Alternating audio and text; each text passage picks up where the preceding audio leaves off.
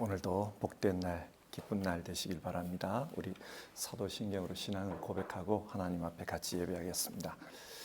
나는 전능하신 아버지 하나님, 천지의 창조주를 믿습니다.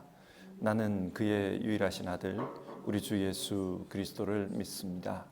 그는 성령으로 잉태되어 동정녀 마리아에게서 나시고 본디오 빌라도에게 고난을 받아 십자가에 못 박혀 죽으시고 장사된 지 사흘 만에 죽은 자 가운데서 다시 살아나셨으며 하늘에 오르시어 전능하신 아버지 하나님 우편에 앉아 계시다가 거기로부터 살아있는 자와 죽은 자를 심판하러 오십니다.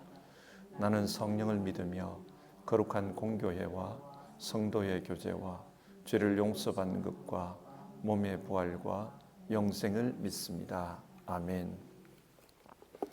찬송가 430장입니다. 430장.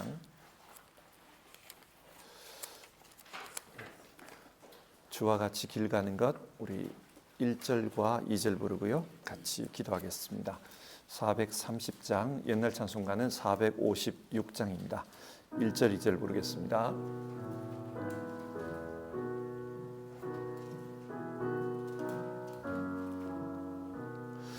주와 같이 길 가는 것 즐거운 일 아닌가. 우리 주님 걸어가신 발자취를 밟겠네. 한 걸음 한 걸음 주 예수와 함께 날마다 날마다 우리 걸어가리.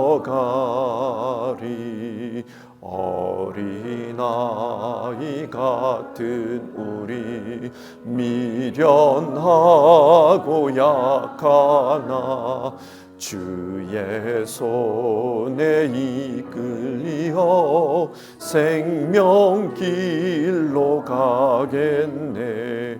한 걸음 한 걸음 주 예수와 함께 날마다 날마다 우리 걸어가리. 기도하겠습니다. 사랑 많으신 하나님, 하나님께서 예수님을 보내주시고 예수님의 이름을 임마누엘, 하나님이 우리와 함께 하시는 분이다, 그렇게 지어주셨습니다. 우리는 예수님께서 지금도 우리와 함께 하심을 믿습니다. 그래서 우리가 한 걸음 한 걸음 주 예수와 함께 날마다 걸어가는 그 삶을 생각하며 또 기대하며 그렇게 살아갑니다. 우리 성도님들 삶 가운데 하나님께서 함께 해주시고 함께 하시는 가운데 진리의 말씀으로 먹여주시고 또 생명의 영생수로 우리의 삶을 죽여주시옵소서.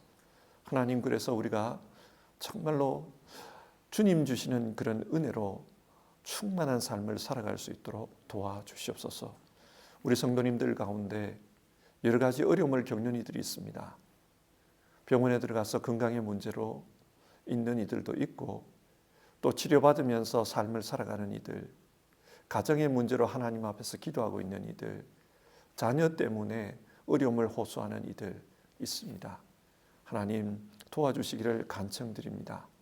정말로 그 삶의 구체적인 문제 가운데서 우리와 함께 하시는 주님을 만날 수 있게 도와주시고, 그리고 주님께서 함께 하시면서 한 걸음 한 걸음 우리의 걸음들을 인도해 주심으로 말미암아 마침내는 모든 것이 승리하고 또 모든 것이 합력하여 선이 되는 그 길로 나아갈 수 있도록 우리 성도님들 삶 가운데 함께하여 주시옵소서.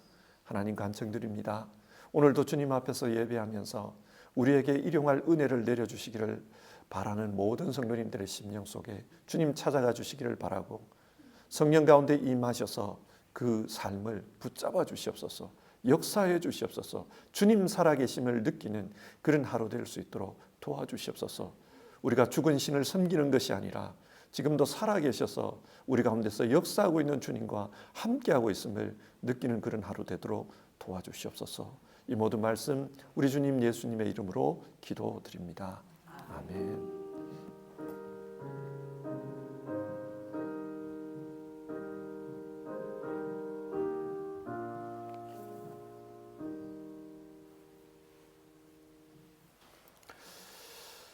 오늘 살펴보실 성경 말씀은 사도행전 1장의 말씀입니다. 사도행전 1장 말씀을 같이 보겠습니다. 1장 6절부터 11절까지 한 절씩 교독하도록 하겠습니다. 1장 6절에서 11절입니다. 6절입니다. 사도들이 한자리에 모였을 때에 예수께 여쭈었다. 주님께서 이스라엘에게 나라를 되찾아 주실 때가 바로 지금입니까? 예수께서 그들에게 말씀하셨다. 때나 시기는 아버지께서 아버지의 권한으로 정하신 것이니 너희가 알 바가 아니다.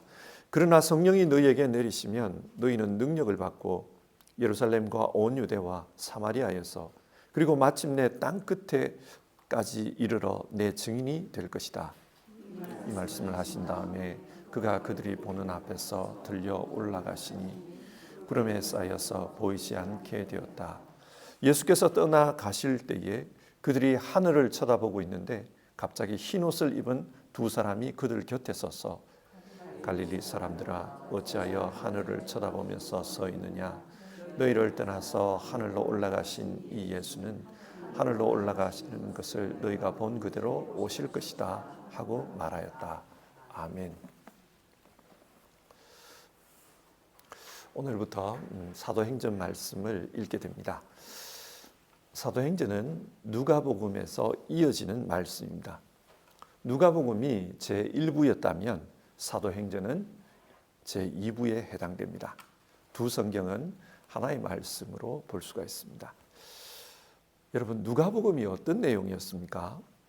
누가복음은 예수님의 탄생부터 죽음, 부활까지의 내용을 기록하고 있습니다. 예수님은 이 땅에서 하나님 나라의 일을 하셨습니다. 자신의 삶과 죽음, 부활을 통해 이 하나님 나라를 이루셨습니다.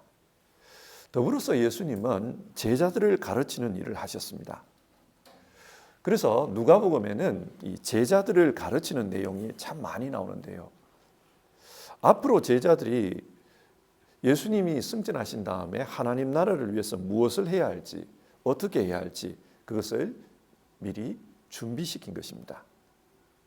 그리고 사도행전은 예수님의 승천 그리고 이어서 성령께서 오신 이후에 어떤 일이 일어났는지 그것에 대해서 말하고 있습니다.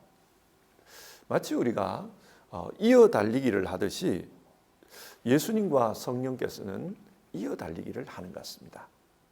예수님께서 승천하시자 성령님께서 오십니다.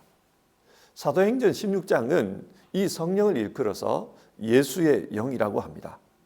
그러니까 예수님의 사역과 성령님의 사역은 하나의 연속성이 있다는 말입니다. 그래서 하나의 목표를 향해서 달려가고 있습니다. 자, 그러면 성령께서 오신 이후에 어떤 일이 일어납니까? 제자들을 새롭게 하십니다. 그래서 제자들은 예수님의 증인이 되어서 땅끝까지 복음을 전하게 되고 그 결과 예수님의 몸인 교회가 세워집니다. 그런데 이 역사가 완성된 것이 아닙니다. 사도행전 28장을 보면은 마치 미완성으로 글이 맞춰진 것처럼 느껴져요. 그래서 아직도 뭔가가 더 있을 것 같습니다. 이 말인즉 성령께서 그 이후의 사람들, 오늘 우리를 통해서도 어떤 일을 하실 수 있다. 그것을 말하는 겁니다. 그래서 우리로 하여금 성령님께서 우리를 통해서는 어떤 일을 하실까? 그것을 기대하게 만듭니다. 자, 우리는 이런 전체적인 그림을 가지고 7주 동안 사도행전의 말씀을 살펴볼 것입니다. 주님께서 우리 가운데 성령으로 오셔서 우리를 통해 어떤 일을 하실까? 이 기대감을 가지고 우리가 생각하며 행전을 읽었으면 좋겠습니다. 오늘은 1장의 말씀을 보실 텐데요. 1장을 통해서 주시는 하나님 메시지를 한번 우리가 귀 기울여 봅시다. 먼저 1장 1절부터 11절까지 예수님께서 승천하실 때까지의 이야기가 나옵니다. 부활하신 예수님은 40일 동안 제자들과 함께 있으면서 제자들에게 하나님 나라의 일을 가르쳤다고 합니다. 예수님은 그 하나님 나라의 일을 가르치면서 성령이 오실 것이다. 그리고 너희가 성령으로 세례를 받게 될 것이다. 그 말씀을 하셨습니다. 제자들은 예수님의 이 말씀을 들으면서 이제 종말이 왔구나. 그런 생각을 한 것 같아요. 그래서 평소 자신들이 가지고 있던 궁금한 것을 예수님께 물었습니다. 주님께서 이스라엘 나라를 되찾아 주실 때가 바로 지금입니까? 제자들이 이런 질문을 하는 것은 그 당시 평범한 유대인들의 생각입니다. 평범한 유대인들이 이런 생각을 했어요. 종말이 온다. 그러면 어떤 일이 벌어질까? 제2의 다윗 왕국이 세워진다는 겁니다. 그리고 이스라엘이 세상의 중심이 될 것이다. 그렇게 믿었습니다. 그러기 위해서는 우선 지금 유대가 로마의 식민지니까 우선적으로 로마로부터 독립하는 게 중요합니다. 그래서 질문하기를 주님께서 이스라엘을 되찾아 주실 때가 지금입니까? 그걸 물은 겁니다. 그러자 예수님이 뭐라고 하셨습니까? 때나 시기는 아버지께서 아버지의 권한으로 정하신 것이니 너희가 알 바가 아니다. 이런 종말의 문제, 언제 종말이 오느냐? 이거는 너희가 알 바가 아니라고 합니다. 사람들은 현실적으로 이게 궁금합니다. 언제 지구의 종말이 올까? 세상에 어떤 일이 벌어질까? 우리나라는 어떻게 될까? 이런 게 궁금합니다. 그러나 예수님은 그것은 너희가 알 바가 아니라고 합니다.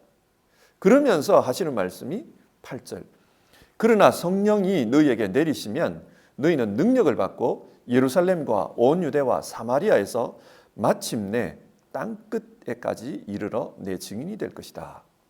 예수님께서 중요하다, 너희에게 중요한 것은 이것이다, 그렇게 말씀하신 것은 성령 세례를 받는 것입니다. 그리고 그 성령에 의해서 예수 증인이 되어 살아가는 것, 그게 중요하다, 그 말씀을 하십니다. 이런 말씀을 하신 다음에 예수님은 제자들이 보는 앞에서 승천하셨다고 합니다. 사도행전 2장을 보면 승천하신 그 예수님이 지금 어디에 계신가? 하나님의 보좌 우편에 앉아 계신다. 그런 말을 해요. 하나님의 보좌 우편이라는 이 말은 이 세상을 통치하는 자리입니다. 그러니까 예수님은 지금 승천하신 다음에 하늘에서 이 땅을 통치하고 있다는 겁니다. 그러다가 때가 되면은 구름 타고 다시 오신다고 그래요. 다시 오셔서 뭘 하시는가? 이 세상을 심판할 거라는 겁니다. 그러니까 지금 성경은 예수님께서 승천하시고 다시 오시는 그때까지 이 중간 시기를 사는 사람들에게 중요한 건 뭐냐? 그것은 성령께서 우리 가운데 임하셔서 그 성령의 인도하심 속에서 증인으로 살아가는 것이다. 그것을 말합니다. 그러니까 우리에게 중요한 것은 내 인생이 뭐냐? 그걸 아는 거예요. 내 인생은 성령께서 함께 하시면서 이끌어 가시는 인생, 예수 증인의 인생이다. 그걸 아는 게 중요하다는 겁니다. 여기서 성경은 우리 삶의 목표에 대해서 말씀해 줍니다. 지금까지 제자들은 이스라엘이 회복이 되면 그러면 우리는 어느 자리에 앉습니까? 누가 오른쪽 제일 첫 번째 자리에 앉고 누가 두 번째 자리에 앉습니까? 이게 관심이었어요. 그러니까 자신들이 세상에서 어떤 성공과 어떤 영화를 누릴 것인지 그게 관심이었습니다. 그런데 예수님은 승천하신 후부터 다시 오실 그때까지 이 중간에 사는 사람들은 그게 중요한 게 아니라 성령께서 너희에게 임재하셔서 너희가 그 성령의 이끌림을 받아서 예수 증인으로 사는 거다. 너희 인생의 목표가 예수 증인으로 사는 거다. 그게 중요하다. 그 말씀을 하고 있습니다. 여러분, 우리의 관심은 어디에 있습니까? 한국 뉴스를 읽다 보면은 맨날 정치 이야기예요. 그리고 유튜브나 이런 거에 검색어로 한국 이렇게 보면 맨날 그런 이야기예요. 그 사람들은 그게 관심인가 봐요. 누가 정권을 잡냐, 누가 국회의원에 당선되냐, 뭐 4월에 선거가 있으니까 그게 관심인 것 같아요. 그런데 여러분, 그게 중요한 일이기는 하지만 우리 각자의 인생에서 어떤 큰 의미가 있습니까? 내 친척이 사는 동네 그 누가 국회의원 당선된다고 해서 그게 내 인생과 무슨 상관이 있습니까? 오늘 우리가 봐야 될 것은 내게 진짜 중요한 게 뭐냐? 나는 뭘 중요하다고 생각하면서 사느냐? 그걸 생각해 보아야 합니다. 예수님 다시 오시는 그날까지 우리에게 진짜 중요한 게 뭐냐? 예수님은 성령님에서 너희를 인도하는 그 삶을 살아라. 어떤 사람은 예루살렘, 어떤 사람은 유다, 어떤 사람은 사마리아, 어떤 사람은 땅끝까지 가서 살게 될 것이다. 성령의 인도하시면 각자 다를 것이다. 그러나 어디에 서 있든지 간에 성령께서 너희를 인도하셔서 너희에게 맡기신 일, 그 삶을 살아가는 게 중요하다. 예수 증인으로 사는 게 중요하다. 우리에게 그걸 말씀합니다. 사람은 정체성이 중요해요. 자기를 누구라고 정의하느냐에 따라서 살아가는 삶의 모습이 달라집니다. 예를 들어 저는 교회에서 목사이고 집에 가면 두 아이의 아빠입니다. 만약에 제 정체성을 아빠라는 데다 두면은 저는 제 아이를 위해서 살아갈 거예요. 그게 아니라 내 정체성을 목사라는 데 두면은 나는 교회를 위해서 살아갈 겁니다. 내 정체성을 어떻게 정하느냐, 그게 내 삶의 슈베푼트가 달라지는 겁니다. 그래서 예수님은 이 말씀을 하신 겁니다. 세상의 마지막에 올 때까지 너희에게 중요한 것은 성령께서 임하셔서 너희를 인도해 가시는 그 가운데 예수 사람으로 사는 거다. 우리에게 그것을 말씀해 주셨습니다. 두 번째로 12절부터 26절까지의 말씀을 보면 가룟 유다 대신에 마띠아를 제자로 뽑는 그 이야기가 기록되어 있습니다. 예수님께서 승천하시는 장면을 본 후 제자들은 다락방에 모여서 열심히 기도했다고 합니다. 모두가 한 마음으로 기도했습니다. 무엇을 위해서 기도했을까요? 성경은 무엇을 위해 기도했는지 그것에 대해서는 말하지 않습니다. 그런데 그 다음에 12번째 제자를 뽑았다고 합니다. 아마 어쩌면 이 문제를 가지고 기도했을 것 같아요. 베드로가 그때 이런 말을 합니다. 가룟 유다는 성경이 예언한 대로 그렇게 되었습니다. 성경이 예언한 게 뭐냐? 그의 거처가 폐허가 된다는 거예요. 그처럼 유다는 망했다는 겁니다. 예수님을 배반한 대가로 산 그 땅, 아겔다마라고 불리는 그 땅이 피의 땅이 되어버렸다는 거예요.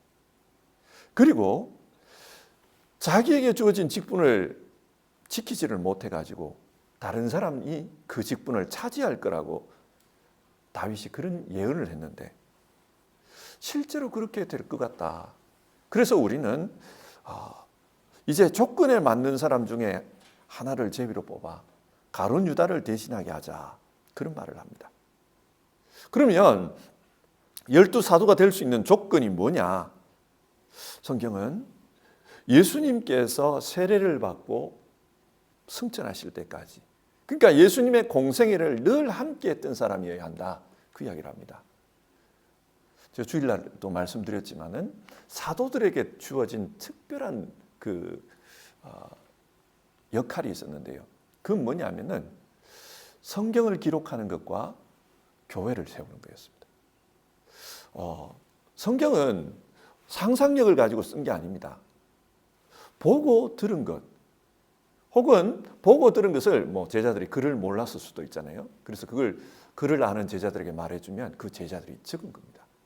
그래서 예수님의 행적을 처음부터 끝까지 함께했던 사람이라야 됐다. 그 이야기를 하는 거예요. 그래서 그런 조건에 그리고 또 예수님의 부활을 보고 그 부활을 증언할 수 있는 사람이어야 된다. 왜 그러냐? 예수님은 죽은 상태로 있는 게 아니라 지금도 살아있다는 겁니다. 지금도 살아계셔서 그분이 이 세상을 다스리고 계신다. 그래서 우리는 그분의 뜻을 따르려고 하는 거다. 그걸 전할 수 있는 사람이어야 된다. 그 두 가지를 이야기합니다. 그리고 이 조건에 충족하는 사람을 찾아보니까 요셉과 마띠아 두 사람이었습니다. 이 두 사람을 두고 기도했고 제비를 뽑아서 마띠아가 사도가 되었다. 그 내용이 기록되어 있습니다. 여기서 우리가 주목해야 될 부분이 있는데요. 그것은 직분 혹은 자리라는 단어입니다. 베드로는 사도를 뽑으면서 직분 혹은 자리라는 이 단어를 여러 차례 사용합니다. 20절에도 이 단어가 나오고 25절에서도 이 단어가 나오고 있습니다. 가룟 유다는 자기 직분을 버렸다고 합니다. 그리고 자기가 갈 곳으로 가버렸다는 거예요. 여기서 직분이라는 말도 자리라는 말도 헬라어로 보면 똑같은 단어입니다. 토포스라는 단어입니다. 무슨 말이냐? 가룟 유다는 하나님께서 맡기신 그 자리를 버렸다는 거예요. 그리고 자기가 갖고 싶은 자리로 갔다는 겁니다. 그 결과 어떻게 됐냐? 망했다는 겁니다. 여러분 이게 뭘 말합니까? 사도라는 단어, 그 단어는 보내심을 받았다 그런 말이에요. 아포스톨로스, 보내심을 받았다.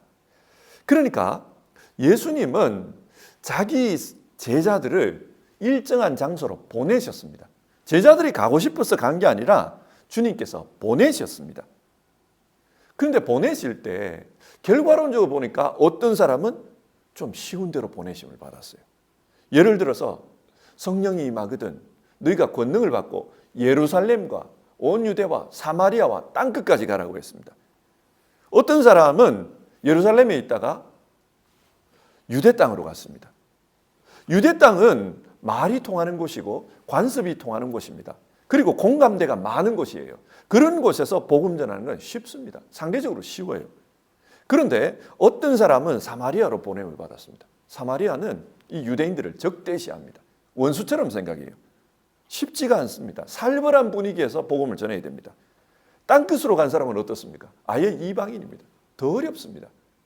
돌로 쳐서 죽이려고도 합니다. 말도 안 통하고 관습도 안 통하고 어디서 어떻게 시작해야 될지 막연합니다. 이렇게 보면은 주님께서 보내신 곳이 다 다릅니다. 그런데 사람들은 자기 기준에서 나는 여기 가고 싶어요. 이런 말을 한다는 겁니다. 아마 제자들은 예루살렘이 좋았겠죠. 예루살렘은 수도이고 종교의 도시이고 그리고 거기에는 신앙에 대해서 말하는 사람들, 랍비라든지 이런 사람들을 존중해 주는 곳입니다. 그러니까 사도들은 난 여기 있고 싶어요. 예루살렘이 좋아요. 다 예루살렘 가려고 했을 겁니다. 그런데 성령께서 인도하시기를 그렇게 인도하지 않아요. 그럼 비교할 겁니다. 누구는 좋은 데 갔고 누구는 나쁜 데 갔고 내 인생 왜 그러냐. 주님 참 불공평하시다. 원망하고 그렇게 할 수 있습니다. 그런데 이러는 가운데 가룟 유다 같은 사람이 나온다는 겁니다. 주님 너무하시다. 나는 왜 이렇게 힘든 데를 보냈나. 어떤 사람은 태어날 때부터 부잣집에 태어나서 평생을 호의호식하면서 그렇게 잘 사는데 자기 꿈 펼치면서 사는데 나는 왜 이런 집에 태어나서 시작부터가 나는 고생이었다.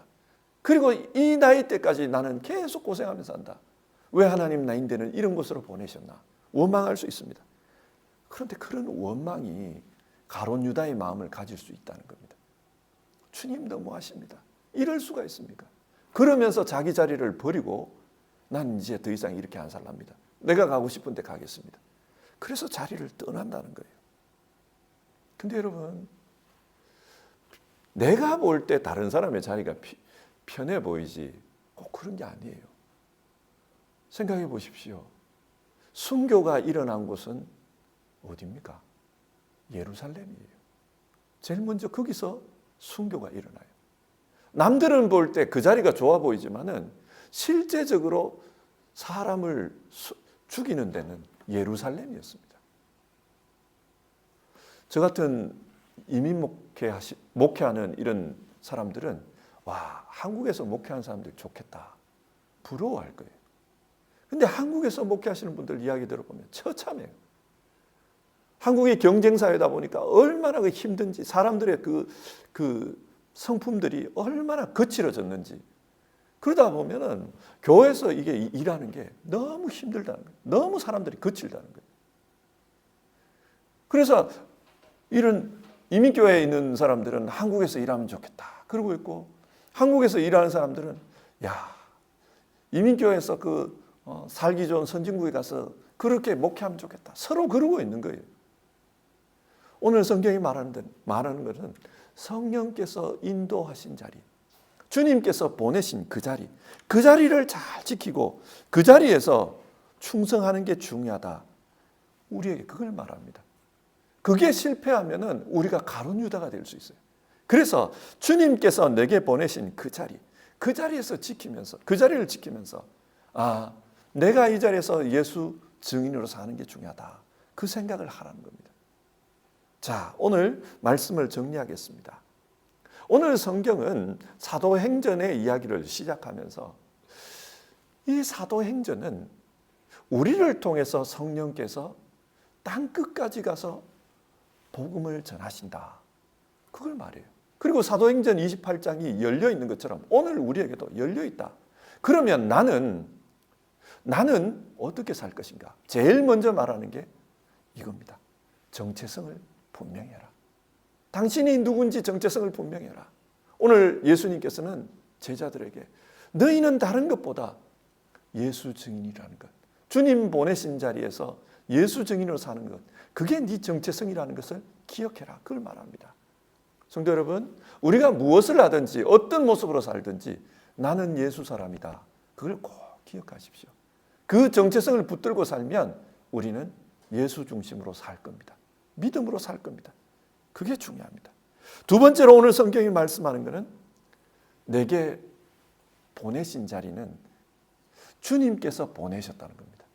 주님께서 나를 보내셨다. 그 자리를 내가 지키면서 그 자리에서 예수 증인으로 살아야 된다, 그걸 말씀합니다. 우리 각자의 삶의 자리는 다 다릅니다. 인간적인 기준으로 비교하고 좋다 나쁘다 평가도 합니다. 그러나 주님께서 보내신 자리이기 때문에 거기가 내 자리입니다. 그 자리에서 정말 주님의 사람으로 충성되게 살아가기를 우리 힘써 봅시다. 그러면 우리가 오늘날 주님의 사람으로서 역할을 잘 감당할 수 있을 것입니다. 찬송가 323장입니다. 323장 부름받아 나서니 몸. 우리 1절 2절 부르겠습니다. 옛날 찬송가로는 355장이고요. 부름받아 나서니 이 몸 323장 1절 2절 부르겠습니다.